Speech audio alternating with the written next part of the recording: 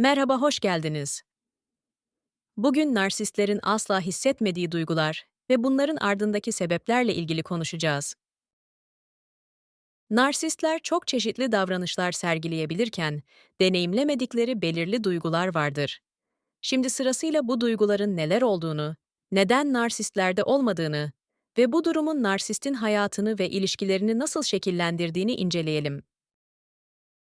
En önemlilerinden biriyle başlayalım, pişmanlık. Narsistler asla gerçek anlamda pişmanlık hissetmezler. Peki neden hissetmezler? Çünkü onlar için suçu kabul etmek veya pişmanlık duymak, kontrolden vazgeçmek anlamına gelir. Narsistlerin her etkileşimde bir üstünlük ve hakimiyet sağlama duygusuna sahip olmaları ve bunu sürdürmeleri gerekir. Ve pişmanlık duymak, bir hata yaptıklarını kabul etmek anlamına gelir. Bu da kontrol ihtiyaçlarını tehdit eden bir şeydir. Bir narsiste karşı gelip onunla yüzleştiğinizde olan şey şudur: samimiyetsiz bir şekilde özür diler veya suçu size atar. Ancak bunlar sadece manipülatif taktikten öte şeyler değildir. Narsistler, kendini kötü hissettiğin için üzgünüm gibi sahte özürler kullanırlar. Ancak fark ettiyseniz, bu tür bir cümle gerçek bir pişmanlık ifadesi değildir. Gerçekte yaptıkları eylemlerinden dolayı üzgün değillerdir. Sadece sizin üzerinizdeki kontrolü sürdürmek için durumu manipüle etmeye çalışmaktadırlar. Gerçek pişmanlık, bir narsistin kendi kusurlarıyla yüzleşmesini, yanlış yaptığını kabul etmesini ve neden olduğu acı için empati duymasını gerektirir. Ancak narsistler, kendilerinin bu şekilde savunmasız olmalarına asla izin vermezler. Pişmanlık, narsistlerin gözünde bir zayıflık işaretidir ve kaynak elde etmek ve kontrol sağlamak gibi amaçlarının peşinde koşmalarını yavaşlattığını düşünürler. Sıradaki duygu ise sevgidir. Narsistler gerçek aşkı hissetme yeteneğine sahip değillerdir. Bir ilişkinin başlangıç aşamalarında aşkı taklit edebilir, partnerlerine ilgi ve şefkat gösterebilirler. Ancak bu gerçek bir sevgi değildir. Bu, sizi kendilerine çekmek ve kontrolü ele geçirmek için tasarlanmış ve sevgi bombardımanı olarak bilinen bir taktikten öte bir şey değildir. Narsistler sevgiyi hissedemezler. Çünkü aşk, duygusal kırılganlık, empati ve başka bir kişinin iyilik ve refahı için gerçek bir ilgi ve endişe duyulmasını gerektirir. Hayranlığınızı elde ettiklerini ve kontrolü sağladıklarını hissettiklerinde sevgi dolu davranışları kaybolur ve gerçek manipülatif doğaları ortaya çıkar. Onlara göre aşk, istediklerini elde etmek için kullandıkları araçlardan bir diğeridir. Üçüncü sırada mutluluk var. Narsistler mutlu olduklarını iddia etseler de, gerçek şu ki duygusal olarak sağlıklı bireylerin yaşadığı şekilde mutluluğu deneyimlemiyorlar. Aslında deneyimledikleri şey, gücü elde etme duygusudur. Bir narsist mutlu olduğunu söylediğinde, bunun nedeni genellikle kontrolü ele geçirdiklerini hissetmeleri veya özledikleri ilgiyi görmeleridir. İki duygu arasındaki farkı şu şekilde de ifade edebiliriz. Çoğu insan için mutluluk, duygusal bağ kurmak, tatmin olmak ve paylaşılan deneyimlerden gelir. Ancak narsistler için mutluluk ise basitçe gücün yan ürünüdür. Narsistler kendilerine hayranlık duyulduğunu hissederlerse, anlatıyı kontrol ediyorlarsa veya birini başarılı bir şekilde manipüle ettilerse, buna mutluluk derler. Ancak bu gerçek bir neşe değildir. Bir durum veya kişi üzerindeki kontrollerine bağlı, geçici bir duygudur. Narsistler her zaman daha fazla kaynak ve hayranlık arayışındadırlar. Mutluluk duyguları, içsel bir huzur veya memnuniyet duygusundan değil, dışsal onaydan gelir. Hayranlık veya ilgi azaldığında, onların mutluluğu da azalır ve daha fazlasına ihtiyaç duymaya başlarlar. Şimdi de üzüntüden bahsedelim. Narsistler üzüntüyü çoğu insanın hissettiği şekilde hissetmezler. Üzüntü, belirli bir düzeyde duygusal derinlik ve empati gerektirir ve narsistler buna sahip değillerdir.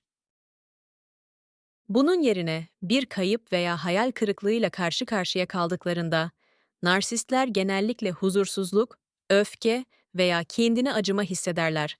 Ancak asla gerçek üzüntü hissetmezler. Bir cenaze törenindeki bir narsisti hayal edin. Bu kişi burada dokunaklı bir konuşma yapabilir veya ağlayabilir. Ancak narsistlerin üzüntülerini göstermeleri genellikle sosyal beklentileri karşılamak için sergiledikleri bir gösteriden ibarettir. İçlerinde başka bir kişinin kaybı için gerçek bir keder hissetmezler. Bunun yerine durumun kendilerini nasıl etkilediğini düşünüyor olabilirler. Belki bir kaynağı kaybetmişlerdir veya belki de dikkatin üzerlerinde olmamasından rahatsız olmuşlardır. Narsistler, başkaları için gerçekten üzüntü hissetmek için gereken empatiden yoksundurlar. Kişisel aksiliklerde bile üzgün hissetmezler. İstediklerini elde edemedikleri için huzursuz olurlar. Bazı narsistler, özellikle de orta düzey olanlar, bu durumda kendini acındırabilir. Ancak bu genellikle sempati ve daha fazla kaynak elde etmek için kullanılan bir manipülatif taktiktir. Sıradaki duygu sevinmedir. Duygusal bağ, iç huzur ve başkalarının başarılı olduğunu görmekten gelen biçimde gerçek bir sevinç narsistlerin asla hissedemeyeceği bir şeydir. Sevinç genellikle duygusal tatmin ve başkalarına karşı empati ile bağlantılıdır ve narsistler her ikisine de yetecek kapasiteye sahip değillerdir. Narsistler çok sevinçli olduklarını iddia etseler bile bu gerçekten haz duydukları bir sevinç değildir. Narsistler için herhangi bir coşku duygusu doğrudan elde ettikleri kaynak ile, yani edindikleri hayranlık ve gördükleri ilgi ile bağlantılıdır. Eğer tebrik ediliyorlarsa, bu onları gerçekten sevinçli yapmaz, sadece güçlü hissettirir. Narsistlerin duygusal tepkileri her zaman etraflarındakilerden ne kadar kontrol veya onay aldıklarına bağlıdır. Üst düzey narsistler genellikle bunun farkındadırlar. Sevinç yaşamadıklarını bilirler. Ancak yine de dışarıya gösterdikleri sahte yüzün bir parçası olarak bundan bahsederler. Belirli durumlarda sevinç hissettiklerini iddia ederler. Çünkü bu onların ortama uyum sağlamalarına ve kontrolü sürdürmelerine yardımcı olur. Ancak bu tamamen görüntüyle ilgilidir. Gerçek bir duygusal deneyimle ilgili değildir. Narsistlerin asla hissetmeyeceği bir diğer şey ise memnuniyettir. Narsistler her zaman daha fazlasına ihtiyaç duyarlar. Daha fazla kontrol, daha fazla hayranlık, daha fazla başarı. Memnuniyet, sahip olduklarınızla yetinmeyi gerektirir ve narsistler asla bu noktaya ulaşamazlar. Sürekli huzursuzdurlar ve daha fazla kaynak elde etmek için çalışırlar. Önemli bir şey başardıklarında bile narsistler tatmin olamazlar. Geçici bir güç veya onaylanma hissi yaşayabilirler. Ancak bu his hızla kaybolur ve bir sonraki narsistik kaynağı bulma arayışına girerler. Duygusal dünyaları sürekli ihtiyaçlardan oluşur ve memnun olmak buna uymaz. Üst düzey narsistler bunun farkındadırlar. Asla tatmin olmayacaklarını bilirler. Ancak bu bitmeyen arayışı güç ve kontrol dürtülerinin bir parçası olarak görürler. Öte yandan, alt ve orta düzey narsistler ise neden huzursuz veya tatminsiz hissettiklerini fark edemezler. Ancak her zaman daha fazlasının peşinde koşarlar. Narsistlerin hissedemediği bir diğer duygu da suçluluktur. Suçluluk, kişinin eylemlerinin sorumluluğunu alması ve bu eylemlerin başkalarını nasıl etkilediği konusunda kötü hissetmesini gerektirir. Ancak narsistler hesap verebilirlikten kaçınma konusunda uzmandırlar. Suçluluklarını kabul ederlerse, durum üzerindeki kontrollerini tehlikede görürler.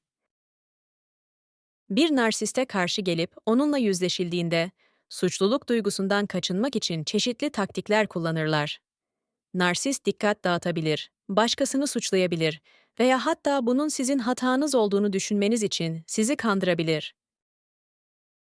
Suçluluk duygusu, eylemlerini oldukları gibi görmelerini sağlar ve bu da narsistlerin başa çıkamayacakları bir şeydir. Tüm kişilikleri üstün ve kusursuz olmak üzerine kuruludur. Orta düzey narsistler, özellikle birinin onları affetmesine veya onlara daha fazla kaynak sağlamasına yardımcı oluyorsa, suçluluk duygusu hissediyormuş gibi davranabilirler. Ancak bir eylemden derin bir pişmanlık duymaktan kaynaklanan bir şekilde duyulan gerçek suçluluk asla deneyimlemeyecekleri bir şeydir. Son olarak, Narsistler yalnızlığı bizim hissettiğimiz şekilde hissetmezler. Çoğu insan yalnızlığı duygusal bağ özlemi olarak deneyimlerken, narsistler kaynak elde ettikleri ağlarını korumaya odaklanırlar. Fiziksel olarak yalnız olduklarında bile, sürekli olarak bir sonraki kontrol veya hayranlık kaynaklarını düşündükleri için yalnız hissetmezler. Narsistler, manipülatif bir taktik olarak yalnız hissettiklerini söyleyebilirler. Ancak bu doğru değildir. İster doğrudan temas, ister sosyal medya isterse de, gelecekteki etkileşimlerin beklentisi yoluyla olsun, her zaman kaynaklarıyla çevrilidirler. Duygusal bağa olan ihtiyaçları, güç ve onaylanma ihtiyaçlarıyla yer değiştirir. Narsistler izole edildiklerinde bile oturup yalnızlıkları üzerinde düşünmezler. Kaybettikleri derin bağlantıları özlemezler. Çünkü asla hiçbir zaman gerçekten derin duygusal bağlara sahip olmamışlardır. Odak noktaları anlamlı duygusal bağlar oluşturmak değil, sadece kaynakları üzerinde kontrolü sağlamak ve sürdürmektir.